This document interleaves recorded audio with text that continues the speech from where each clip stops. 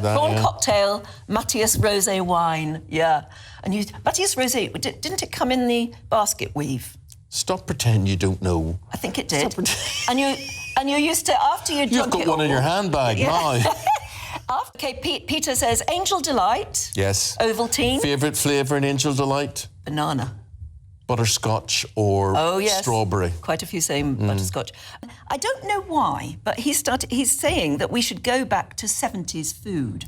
You know, like Angel Delight and Smash, instant mashed potato, and Findus crispy pancakes. But you see, the reason being, Anne, that the 70s, suddenly food was relatively boring, and then the 70s came, and there was just this most amazing stuff that was made, like Arctic Roll, Angel Delight. Roll. Yeah, crispy pancakes. And there was the curry boil in a bag stuff that you were able to get.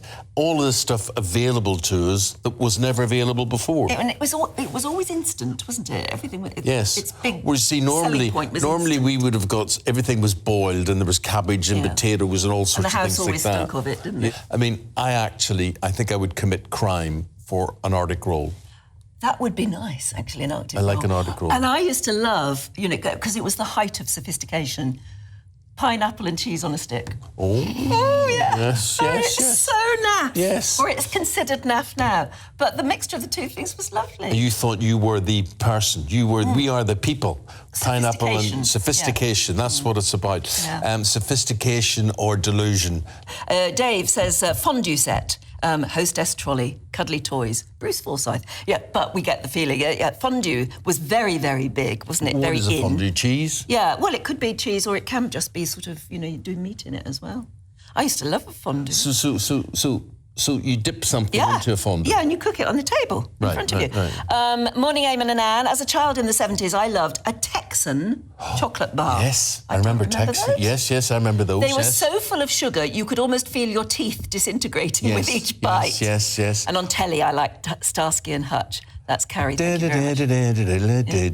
Starsky and Hutch got to do with what we eat? Well, its diet goes with what you eat. I suppose you're eating a Texan bar while you're watching the TV. You know, it's extraordinary, isn't it? You think one little bit of code that went wrong, that had something, a bug in it, basically, infects so much of the globe. Why can't they just write another bit of code and send that round? I just don't. Why wasn't there a backup service why wasn't there? Already?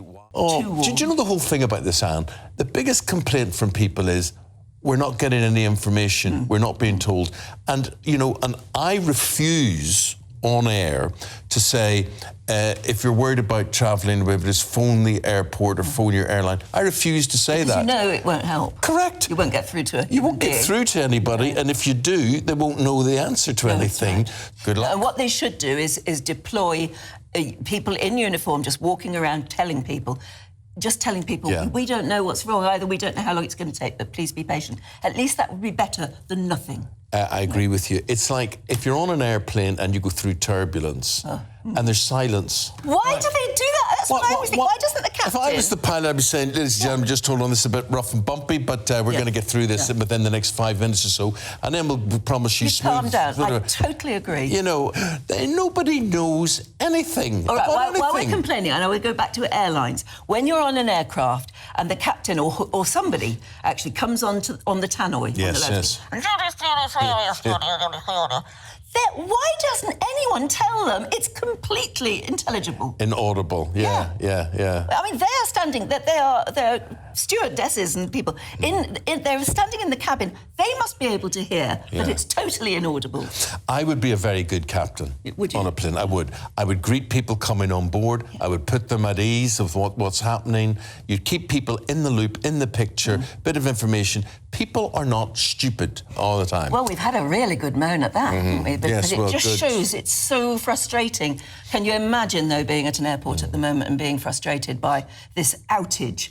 When I see the word outage, I always want to say outrage. You said the same thing this morning, and it is outrageous, isn't it?